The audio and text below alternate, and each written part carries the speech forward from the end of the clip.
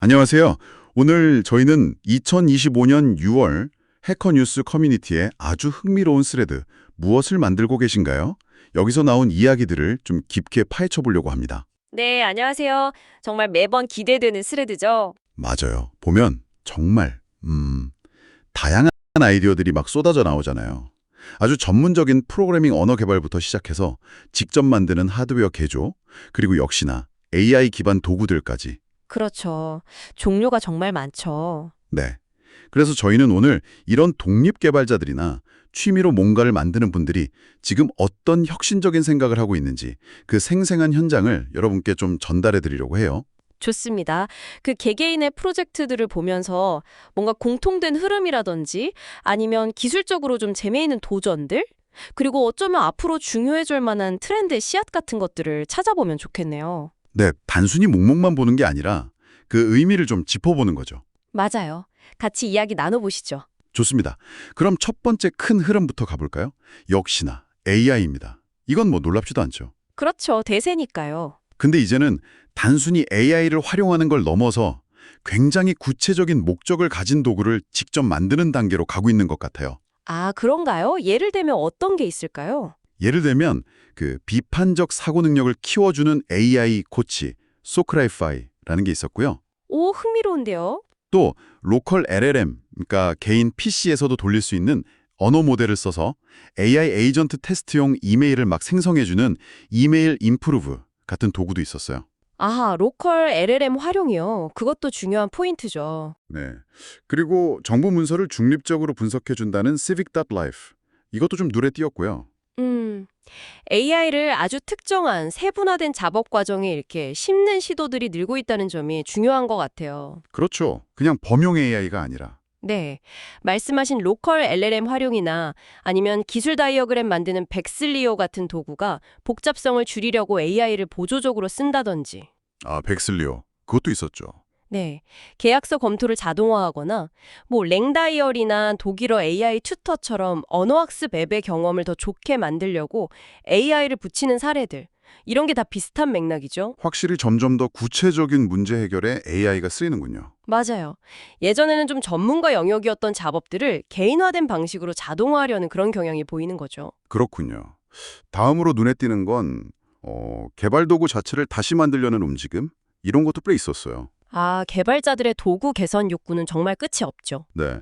데이터 파이프라인 처리를 위한 새로운 프로그래밍 언어를 만든다거나 아니면 BCL이라고 설정 파일을 좀 더 낮게 만들려는 언어 개발도 있었고요.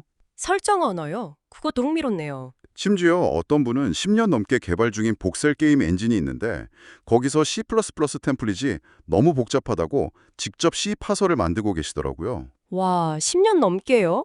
대단하네요. C 파서를 직접 만드는 것도 그렇고요. 네. 러스트 언어용 디버거 루디를 만드는 분도 비슷한 맥락일까요? 그렇죠. 이건 단순히 뭐 새로운 걸 추구한다기보다는 개발 과정에서의 효율성이나 통제력 이런 걸 더 높이고 싶다는 강한 욕구가 반영된 것 같아요. 기존 도구에 대한 어떤 불만이나 한계, 이런 걸 극복하려는. 맞습니다. 그런 복잡성이나 제약에서 벗어나려는 시도라고 할 수 있겠죠. 아까 그 기술 다이어그램 도구 백슬리오가 비지오나 루시드 같은 기존 강자들에게 도전하는 모습도 그렇고 필요한 디버거를 직접 만드는 것도 그렇고요. 더 단순하고 효과적으로 만들려는 노력들이네요. 네, 확실히 그런 움직임이 보입니다. 그리고 세 번째 흐름은 디지털이랑 현실 세계를 연결하려는 시도들이었어요.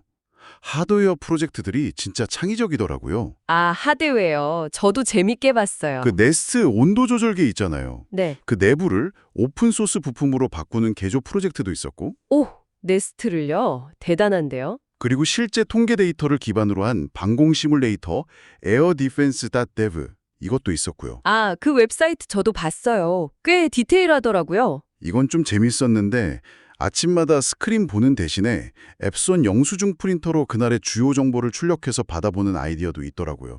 영수증 프린터로요? 정말 기발한데요. 그렇죠. 아날로그 감성이랄까? 이런 실체가 있는 기술 구현이 혁신이 꼭 화면 안에서만 일어나는 건 아니라는 걸 잘 보여주는 것 같아요. 맞아요. 손에 잡히는 결과물이랄까요? 네. FPGA, 그러니까 프로그래밍 가능한 반도체 설계 언어를 이용해서 하드웨어 개발 파이프라인을 관리한다거나 아니면 ESP8266 같은 저렴한 칩으로 서버 상태를 모니터링하는 장치를 만든다거나. 아, ESP8266. 정말 많이 쓰이죠. 그렇죠. 이렇게 디지털 기술로 현실 세계랑 직접 상호작용하고 문제를 해결하려는 시도들이 아주 활발하다는 게 중요해요. 마지막으로 제가 흥미롭게 본 건 정말 나만의 문제를 해결하려는 초개인화된 프로젝트들이었어요. 아주 독특한 가려움을 긁어주는 느낌? 아, 그런 것들이 또 해커뉴스 스레드의 묘미죠. 어떤 게 있었나요? 예를 들면 여러 외국어를 동시에 배우는 사람들을 위한 프레이징.앱이라는 앱이 있었고요. 오, 다국어 학습자를 위한? 그리고 사워도우 빵 만드는 과정을 거의 과학적으로 기록하고 분석하는 웹사이트 사워도우 크로니클.com도 있었어요. 사워도우 일지요, 세상에. 네. 또 충동 구매를 막고 좀 차분한 소비 습관을 갖도록 도와준다는 랑.머니란 서비스도 있었고, 소비 습관 개선 도구. 심지어 이건 정말 바닷가에서 가오리에 쏘이는 걸 막기 위해 특별히 디자인된 부추 이런 것도 있었어요. 가오리 쏘임 방지 부추요? 정말 상상도 못했네요. 저도요. 진짜 별게 다 있죠. 바로 그 점이 기술이 개인의 열정이나 필요를 얼마나 직접적으로 반영할 수 있는 사례 같아요. 거대 시장이 아니라 정말 개인이나 아주 작은 그룹의 구체적인 불편함 아니면 독특한 관심사를 해결하기 위한 도구들이잖아요. 네, 그렇죠. 이런 프로젝트들이 가능하다는 것 자체가 이제 기술 접근성이 높아져서 누구나 자기만의 솔루션을 만들 수 있는 시대가 됐다는 증거라고 생각해요. 정말 짧게 훑어봤는데도 뭐랄까 세계 국방 시나리오 분석부터 우리 집 부엌의 사워도우 반죽 최적화까지 창의성이 미치지 않는 영역이 없는 것 같습니다. 정말 대단해요. 이걸 한마디로 정리하면 저는 정교한 기술의 민주화라고 말하고 싶어요. 기술의 민주화요? 네, 강력한 AI 모델을 다루는 것이나 맞춤형 하드웨어를 설계하는 것, 전문적인 소프트웨어를 개발하는 일이 더 이상 소수의 거대 기업이나 연구소만의 영역이 아니게 된 거죠. 확실히 그런 것 같아요. 접근성이 좋아진 도구들, 그리고 풍부한 오픈소스 덕분에 개인적인 호기심이나 필요가 곧바로 혁신적인 프로젝트로 이어지고 있어요. 그러면서 자연스럽게 취미 활동과 전문적인 개발 사이의 경계도 점점 흐려지고 있고요. 그 경계가 흐려진다는 점이 중요하네요. 네, 이게 앞으로 더 빠르고 다양한 방식의 혁신을 가능하게 할 잠재력이 있다고 봅니다. 아, 정말 많은 생각을 하게 되네요. 이렇게 도구가 점점 쓰기 쉬워지고 강력해지는 시대에 어쩌면 여러분의 일상 속에 숨어있는 불편함이나 아주 개인적인 관심사는 혹시 없으신가요? 그렇죠. 누구나 메이터가 될 수 있는 시대니까요. 어쩌면 오늘 당장 해결을 시작해볼 수 있는 그런 문제가 여러분 주변에도 있을지 모릅니다. 한 번쯤 곱씹어볼 만한 질문이 아닐까 싶네요. 오늘 저희와 함께해 주셔서 감사합니다. 네, 감사합니다.